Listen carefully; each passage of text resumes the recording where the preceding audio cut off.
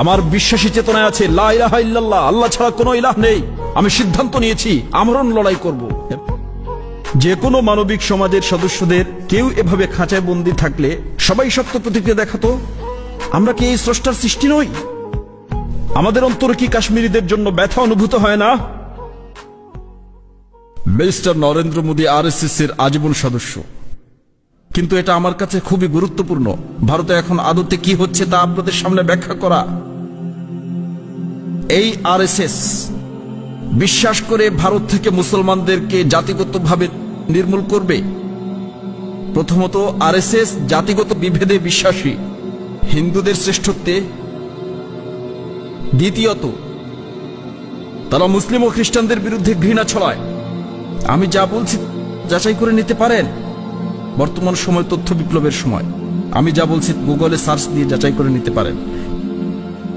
20 বছর বয়সী এক কাশ্মীরি বালক, যার বাবা বলেছিলেন কাশ্মীরের নিরাপত্তা বাহিনী তাকে উগ্রপন্থী বানিয়েছিল, সে আত্মঘাতী বোমা হামলায় ভারতীয় সেনাবাহিনীর অনেক সদস্য হত্যা করল। ভারত এই হামলার দায় চাপালো আমাদের উপর। আমি টেলিভিশনে ভারতীয়দের বললাম যদি তোমরা কোনো প্রমাণ দেখাতে পারো আমি যথাযথ ব্যবস্থা নেব, কারণ আমরা এই গ্রুপগুলোকে দমনে নেমেছি। প্রমাণ পাঠানোর পরিবর্তে তারা জঙ্গি বিমান পাঠালো, আমাদের বোমা হামলা করলো। আমরাও জবাব দিলাম।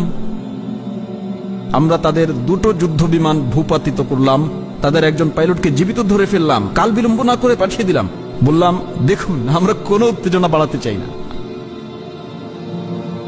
এটাকে শান্তির বার্তা মনে না করে বরং মোদির পুরো নির্বাচনের ক্যাম্পেইন ছিল। তার এই নির্বাচনে পুরো ক্যাম্পেইনে ছিল কিভাবে সে পাকিস্তানকে উচিত শিক্ষা দিয়েছেন। 350 জন পাকিস্তানি সন্ত্রাসীকে হত্যা করেছেন। মোদি বিমান হামলা করে আমাদের 10টি গাছ হত্যা করেছে। যদিও আমাদের কাছে এই 10টি গাছের প্রাণহানিও ছিল বেদনাদায়ক। অত্যন্ত মায়া করে এগুলোকে আমরা বড় করেছি। মিস্টার মোদি বলতে থাকলো, সবে মাত্র মুভির ট্রেইলার চলছে, সেই মুভি শুরু হতে যাচ্ছে। আমি আমার দেশে গিয়ে বললাম, এটা শুধুমাত্র মোদির নির্বাচনী ক্যাম্পেইন। ঠিক আছে, তাই আমরা ভেবেছিলাম। আপনি জানেন, রাজনীতিবিদরা নির্বাচনে জিততে এমন অনেক কথাই বলে থাকেন। ঠিক আছে, নির্বাচনের পরে আমরা ভারতের সাথে স্বাভাবিক সম্পর্কে ফিরে যাব। ভালো কথা। ভারত যখন নির্বাচন শেষ করলো, আমরা ভারতকে প্রস্তাব দিলাম। তারা কোনো জবাব দিল না, বরং কিছুদিন পর আমরা খেয়াল করলাম আন্তর্জাতিক পরিসরে তারা আমাদের ব্ল্যাক লিস্টে ফেলার উদ্যোগ নিয়েছে, আমাদেরকে পঙ্গু করতে চাচ্ছে। আমরা বুঝলাম ভারত এজেন্ডার দিকে এগুচ্ছে, এবং সেই এজেন্ডা 5 আগস্টে স্পষ্ট হয়ে ওঠে, যখন ভারত জাতিসংঘের সুরক্ষা কাউন্সিলে 11টি প্রস্তাবের বিরুদ্ধে গিয়ে, যেখানে বলা ছিল কাশ্মীর একটি সংঘাতপূর্ণ এলাকা এবং কাশ্মীরের জনগণের নিজেদের ব্যাপারে সিদ্ধান্ত নেওয়ার অধিকার আছে, তারা সেটার বিরুদ্ধে চলে গেল। কাশ্মীরিদের যে স্বাতন্ত্র্য ছিল, তাদের সংবিধানে 370 ধারায় যে তাদের কিছু স্বাতন্ত্র্য আছে, তারা সত্যিকার অর্থে ভারতীয় সংবিধানকে লঙ্ঘন করেছে অবৈধভাবে। আর্টিকেল 370 বাতিল করার মধ্য দিয়ে, যা কাশ্মীরকে বিশেষ মর্যাদা দিয়েছিল। তারা কাশ্মীরে নতুন করে 1,80,000 সেনা মোতায়েন করে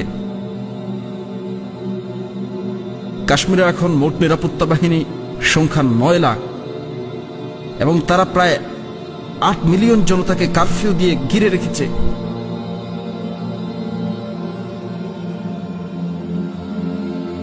মিস্টার প্রেসিডেন্ট, এখন আমি আপনাকে সংক্ষিপ্তভাবে আপনাকে এবং মানুষকে বোঝাতে চাই কিভাবে কেউ এমনটা করতে পারে। এটা সেই ঘৃণার আদর্শ যা দিয়ে অনুপ্রাণিত হয়ে নরেন্দ্র মোদী 2002 সালে একটি কর্মসূচির আয়োজন করেছিল।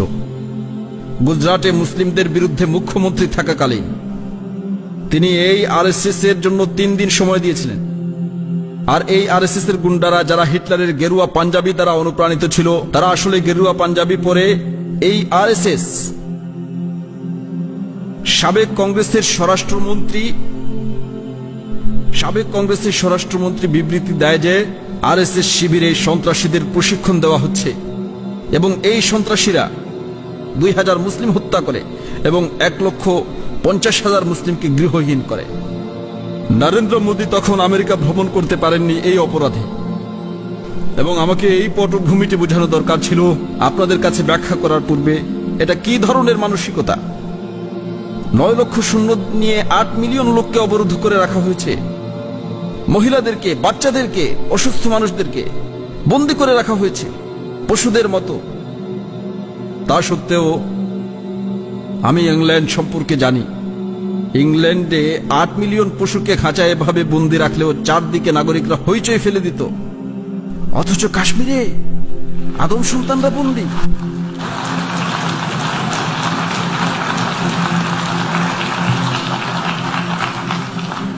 আর মিস্টার প্রেসিডেন্ট, কি এসেছে, কি পাওয়া গেছে জাতিগত শ্রেষ্ঠত্বের ফলে?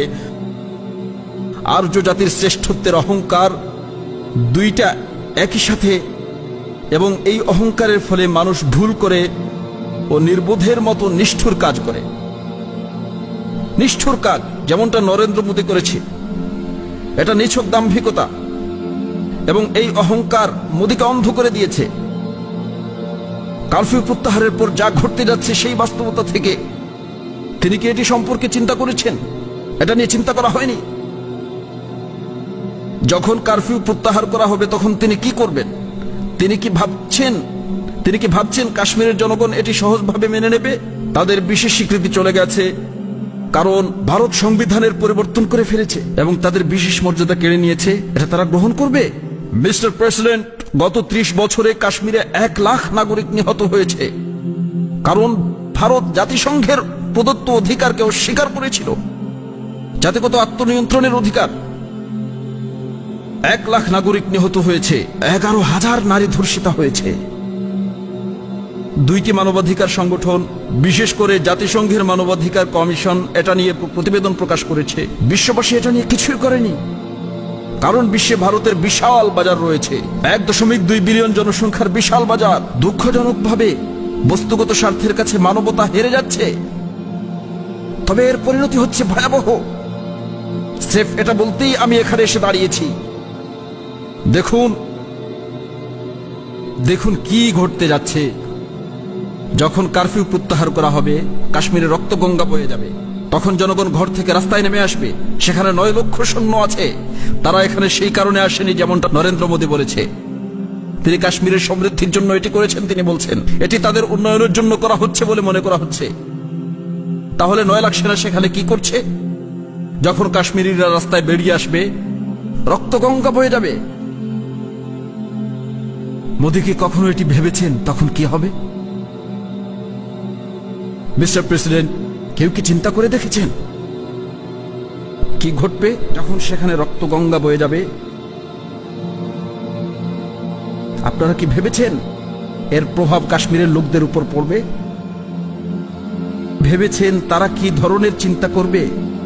যেই উপায়ে তাদের বন্দী করে রাখা হয়েছে, তাদের নিজের বাড়িতে পশুর চেয়েও নিকৃষ্ট উপায়ে, কোনো অধিকার নেই। কাশ্মীরে হাজারো রাজনৈতিক নেতাকে গ্রেফতার করা হয়েছে, এমনকি যেসব নেতারা ভারতের পক্ষে ছিল তাদেরও গ্রেফতার করা হয়েছে। 13,000 যুবককে গ্রেফতার করা হয়েছে, অজ্ঞাত স্থানে গুম করা হয়েছে। আল্লাহ জানে তারা কোথায় আছে। এই অবস্থায় কি ভাববে তারা? কারফিউ উঠে গেলে কাশ্মীরের জনগণ কি করবে? তারা রাস্তায় নামবে। তখন সৈন্যরা কি করবে? তারা তাদের গুলি করবে। তারা ইতোমধ্যে ছিটা গুলি দিয়ে, ছোড়া গুলি দিয়ে অনেক যুবককে অন্ধ করে দিয়েছে। বিগত 5-6 বছরে কাশ্মীরে যে নিপীড়ন চলেছে, এর ফলে কাশ্মীরিরা চরমপন্থার দিকে ঝুঁকবে। মিস্টার প্রেসিডেন্ট, আমি আরেকটা পালোয়ামার আশঙ্কা করছি, এবং স্বভাবসুলভভাবে ভারত আমাদেরকে দায়ী করবে। তারা বলছে যা কিছু ঘটছে তার সবটুকুর জন্য পাকিস্তান দায়ী। ভারতের প্রতিরক্ষা মন্ত্রী বলেছেন সীমান্তে 500 পাকিস্তানি সন্ত্রাসী কাশ্মীরে যাওয়ার অপেক্ষা করছে। পাকিস্তান কেন 500 সন্ত্রাসী সেখানে পাঠাবে যেখানে তাদের 9 লক্ষ সৈন্য রয়েছে? এই আদতে কি কোনো প্রভাব তৈরি করবে? তারা 500 সন্ত্রাসী সেখানে কি করবে? এবং কেন আমরা জানবো না? যে মুহূর্তে কিছু সন্ত্রাসী আক্রমণ হয়েছে, যা ঘটবে তা হলো কাশ্মীরের মানুষের উপর আরো নিষ্ঠুরতা, নিপীড়ন বাড়বে। আমরা কাশ্মীরের জনগণকে আরো পিষ্ট করার জন্য 9 লক্ষ সৈন্য দেব, 9 লক্ষ সৈন্য দেব। তারপরে ভারত সরকারকে একটি অজুহাত দেব, পাকিস্তান একটি সন্ত্রাসী রাষ্ট্র। এক্ষেত্রে যে টার্ম ব্যবহার করা হয় তা হলো ইসলামিক টেরোরিজম। যে মুহূর্তে কেউ গেম খেলে, ইসলামিক টেরোরিজম বলে, তখন গোটা বিশ্ব মুখে কুলুপ আটে। তখন আর কেউ মানবাধিকার নিয়ে কথা বলে না। আপনি যা ইচ্ছা তাই করতে পারেন, যা এখন কাশ্মীরে ঘটছে, কারণ তারা এই ইসলামিক টেরোরিজম টার্মটি ব্যবহার করে। ভারত এই মুহূর্তে ঠিক এটাই করছে। কাশ্মীরের মানুষের উপর নিষ্ঠুরতা আরো বাড়িয়ে আমরা কি সেখানে কোনো উপকৃত হব? এবং এটা আমরা কেন চাইব? কিন্তু ইসলামিক টেরোরিজম ছাড়া ভারতের কাছে আর কোনো ব্যাখ্যা নেই। আর যখন কারফিউ প্রত্যাহার হবে, তখন যা কিছু হবে তার জন্য পাকিস্তানকে দায়ী করা হবে এবং আরেকটা পালোয়ামা ঘটার আশঙ্কা থেকেই যাবে। তারা আবারও আমাদের এখানে এসে বোমা মারতে পারে, তখন নতুন এক পর্ব শুরু হতে পারে। আসলে নরেন্দ্র মোদী এখন কি ভাবছে? ভারতের 180 মিলিয়ন মুসলমান এখন কি চিন্তা করছে? তারা কি এই কাশ্মীরিদের দেখছে না?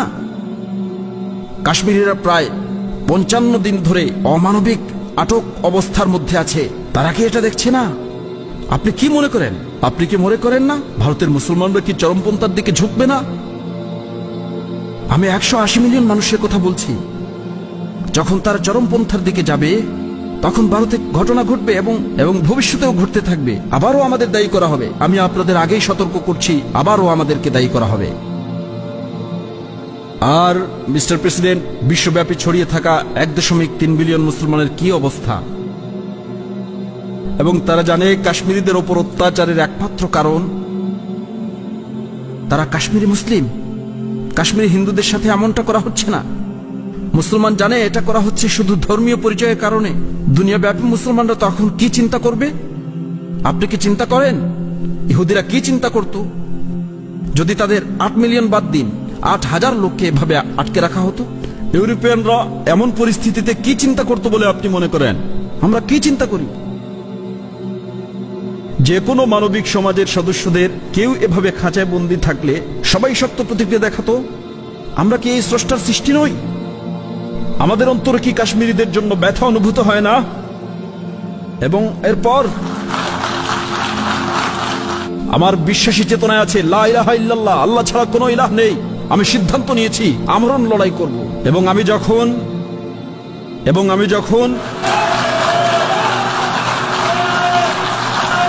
আমি যখন দুটো পরমাণু শক্তিধর রাষ্ট্র দ্বিপাক্ষিক যুদ্ধে নামবে, তখন সে যুদ্ধের ভয়াবহতা বিবদমান রাষ্ট্র দুটোর সীমানা পেরিয়ে অনেক দূরে গিয়ে পৌঁছিবে। এটাই হবে যুদ্ধের ফলে বিশ্বের পরিণতি। আমি আবারও বলছি, ঠিক এই কথা বলতেই আমি এখানে এসেছি। আমি শুধু সতর্ক করতে এসেছি, কোনো হুমকি দিচ্ছি না। এটা চিন্তার বিষয়, সামনে কি ঘটতে যাচ্ছে। জাতিসংঘকে এটা বলতে এসেছি। এটা জাতিসংঘের জন্য একটা বড় পরীক্ষা। জাতিসংঘই কাশ্মীরের জনগণের নিজেদের পছন্দ বেছে নেওয়ার অধিকারের গ্যারান্টি দিয়েছিল। কাশ্মীরিরা বিপদের মুখোমুখি আছে, এটাই উপযুক্ত সময়। এটা 1939 সালের মতো সমাধান করে তুষ্ট থাকার সময় নয়। এখনই সময় কার্যকর পদক্ষেপ নেয়ার। অবশ্যই 1 নম্বর পদক্ষেপ নিতে হবে। ভারতকে কারফিউ প্রত্যাহার করতেই হবে। যা গত 55 দিন ধরে চলছে, অবশ্যই মুক্তি দিতে হবে। অবশ্যই সকল রাজবন্দীদেরকে মুক্তি দিতে হবে। বিশেষ করে 1300 গুম হয়ে যাওয়া যুবককে ফিরিয়ে দিতে হবে, যাদের পিতামাতা জানে না তারা কোথায় আছে। এরপর বিশ্ব সম্প্রদায়কে অবশ্যই কাশ্মীরিদের আত্মনিয়ন্ত্রণের অধিকার ফিরিয়ে দিতে হবে। ধন্যবাদ আপনাদেরকে।